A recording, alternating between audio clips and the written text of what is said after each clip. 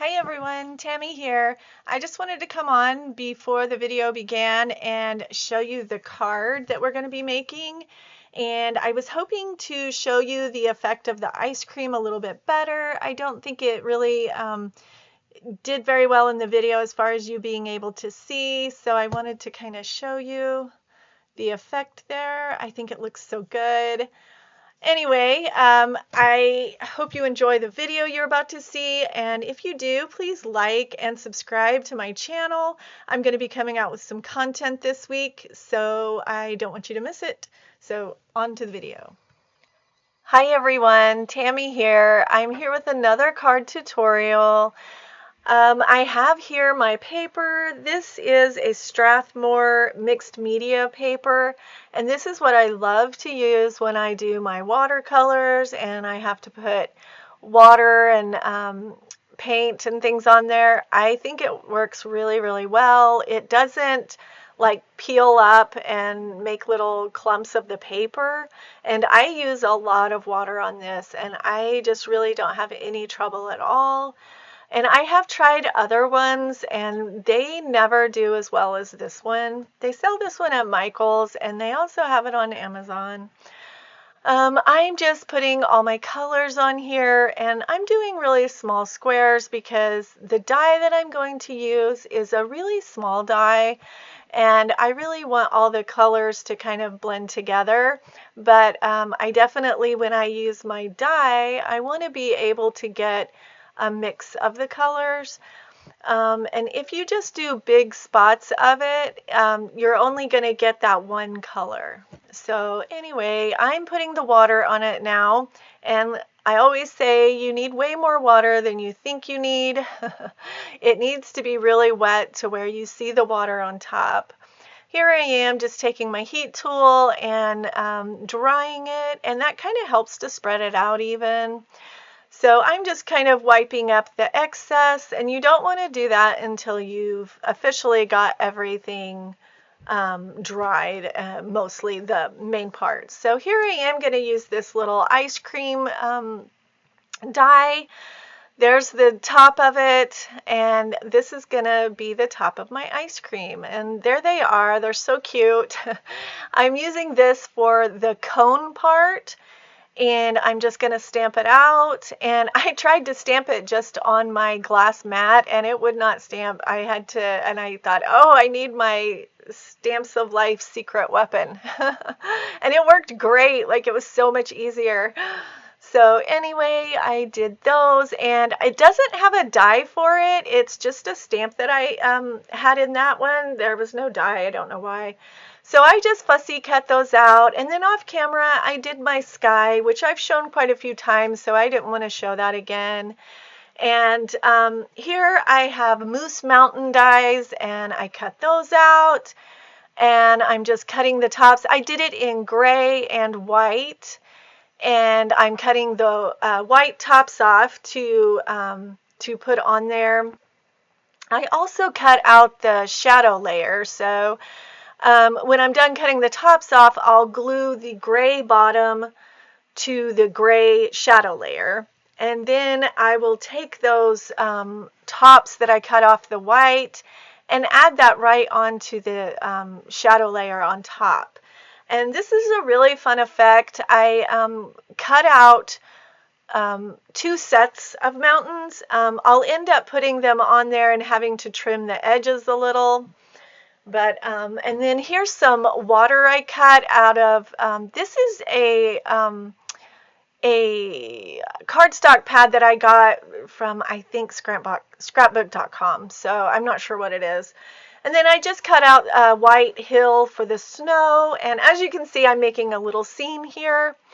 And on this, I'm going to cut out the wagon. And so I cut it out and colored it off camera on that, and I just decided I didn't love that. I don't know, I felt like it just didn't go with the theme that I was doing, so I just cut out a piece of cardstock and cut off the wheels whenever I cut it. And I didn't use the shadow layer, that's actually the inside die. And so I put that on there, and I think it looks a lot better. The other one just looked too fallish to me. It looked like fall, and I don't know, maybe in Iceland they have those, but because I'm doing a puffin here in a minute, and so I think they're in Iceland. So anyway, I thought that looked better, and so here I am. I'm going to glue these down. And don't make this mistake. I glued that and I just kind of lined it up at the edge, and then I was going to put this one on there, and I was like, oh, well, I don't want to put that so far behind. And then I was like, oh, but one mountain's going to be cut off. So luckily I could lift it up and move it over. It was fine. But I thought that looked a lot better to have it a little more proportion on both sides. So I got that done, and now I'm going to glue down my water, and I really wish I could go back and ink the edge of that and even maybe the mountains, but I didn't, and I think it still looks really, really good. I really like the water. It's kind of subtle, and it goes with the gray really well. And so, and I chose to do yellow on the sky because of the yellow cones. I kind of wanted to not have just that bright yellow cone or just the bright yellow sky. So I thought both of those would kind of balance it out a little. So here I am, I'm putting this on and just cleaning it all up. Now I'm going to work on my cones, and I'm just going to glue these. Oh, actually, I'm going to ink these first. And I'm going to tell you, the inking made it so much better. They looked really, really good. I almost didn't even want to put them in the wagon because the cones looked so good, and it was a little bit hidden in the wagon. But yeah, they looked so real after I got done with this. Yeah, so those were great. So then I'm going to use glue, and I'm going to glue the tops on. But first, I'm going to do something to these tops that is really cool, and I don't know if it comes off on camera as well as it does in real life, but I'm just taking my Versamark ink and I'm going over these, and then I'm going to emboss them. And I'm using a clear embossing powder, and so it just kind of adds a clear like texture over it, and it looks so real, like it's wet ice cream. And I really love this technique. I've used it on some backgrounds before and other things, and I just think it works so well like this. So here I am just picking them up. I forgot my paper, and so I had to get that and put them on. So here is the embossing powder, and it's a little thick, and so I like to just kind of smash it down there. It's a little messy, but also whenever you are picking up the ice cream, I try really hard to do it at the bottom where the little slits are, and there's one done, and I kind of got it close to the camera. I don't think you can see it that well, but anyway, pick it up kind of close to the bottom, because sometimes the tweezers can kind of leave a little bit of a dent and it won't show nearly as much. So there they are, and I'm wishing so much that you could see it better, but because it is such a cool effect. Here I am putting glue on these, and I'm going to glue the tops on. Now, because these were embossed, some of the embossing powder got on the back, and they were a little hard to get to stay down, and especially because I'm using such a small amount of glue because it's only going onto the top. So just kind of really spend some time pushing those down. I had a few kept coming off even when I was putting them into the wagon.